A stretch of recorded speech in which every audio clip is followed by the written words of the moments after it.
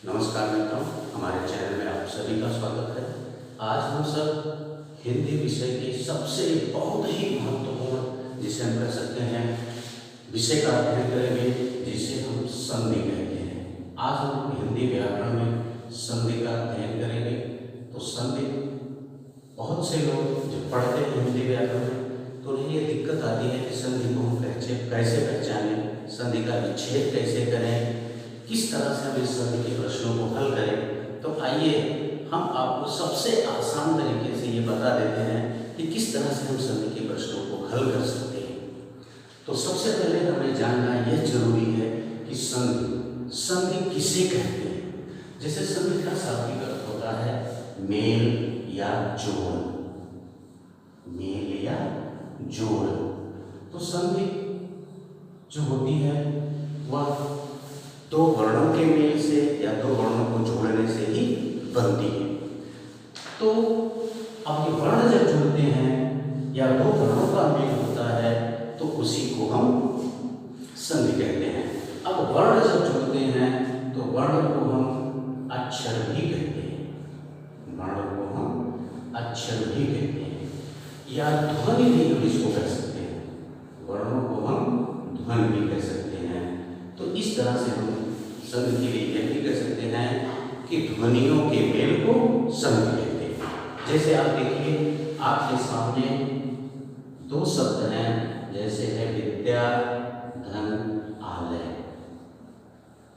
विद्या और आलय।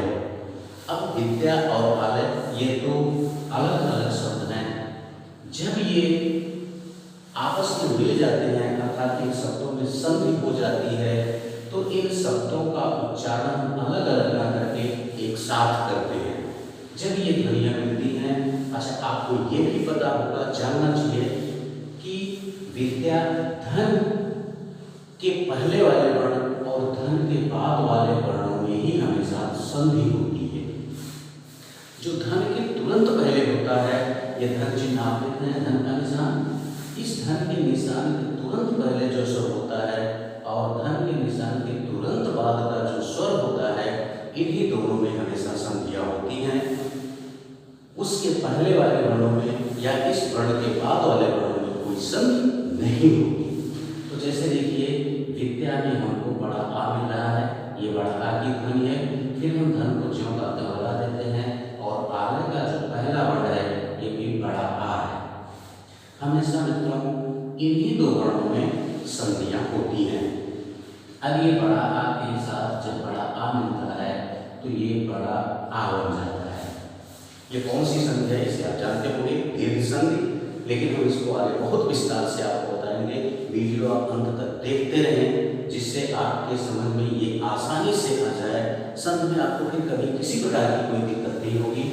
तो अब देखिए, विद्या शब्द से हमने जब बड़ा आ निकाल दिया तो ये बचा विद, और यहाँ आने से भी हम ये बड़ा आ निकाल चुके हैं, तो ये शब्द बचा है केवल लय। ओके मित्रों, अब इन दोनों वर्णों के, इस बड़े आ के, विद्या के बड़े आ और आलय के बड़े आ के स्थान पर हम इस आ को लिख देंगे। इस आ को क्यों लिखेंगे? क्योंकि आप जानते हैं इन दोनों आ के मिलने से ही बड़ा आ बना है। तो अब हमने इसको निकाला था त्या के बाद और ला के पहले से, त्या के बाद और ला के पहले से भी बड़े आ को लिख देंगे। तो मित्रों आप जानते होंगे कि बड़ा आ जो है शब्दों के बीच में इस तरह से ज्यों का त्यों नहीं लिखा रहता, इसकी एक मात्रा होती है जिसे हम इस तरह करते हैं, तो हम इसी मात्रा को यहाँ लिख देंगे। अब चूंकि इस त्या से स्वर निकल चुका था, इसलिए हलंत लगा था। अब त्या में जब पुनः ये स्वर आकर के मिल जाएगा तो इसका हलंत हट जाएगा और शब्द बन गया हमारा विद्यालय।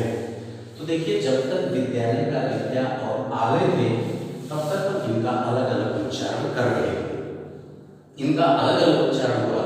लेकिन जब इन दोनों वर्णों में संधि हो गई तो इनका उच्चारण मिलकर के एक हो गया, इसी को हम कहते हैं संधि।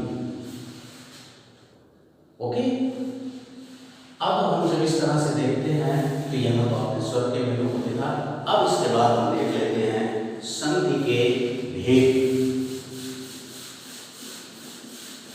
बिल्कुल वीडियो को आप अंत तक देखते रहिए, अंत तक बने रहिए। आपको मैं एक एक संधियां करके इस तरह से समझा दूंगा कि फिर आप जीवन में इस संधियों को कभी नहीं भूलेंगे। अब जब हम संधि के भेद करते हैं तो संधि के मित्रों 3 भेद होते हैं मुख्यतः। संधि के 3 भेद होते हैं, जिसमें पहला है स्वर संधि। स्वर संधि तो हम संधि के पहले भेद स्वर संधि को देखते हैं। तो जैसे इसके नाम से स्पष्ट है, स्वर संधि, स्वर के मेल को स्वर संधि कहते हैं। स्वर के मेल को स्वर संधि, चूंकि संधि का अर्थ आप मेल या जोड़ जानते हैं, तो जब स्वरों में केवल मेल होता है, जैसे आपने वर्ण पढ़ा, तो वर्ण 2 प्रकार के मुख्यतः होते हैं, स्वर और व्यंजन। तो स्वर वर्ण जब मिलते हैं तो उसे हम स्वर संधि कहते हैं। जैसे आप देखिए, नदी, धन, ईश।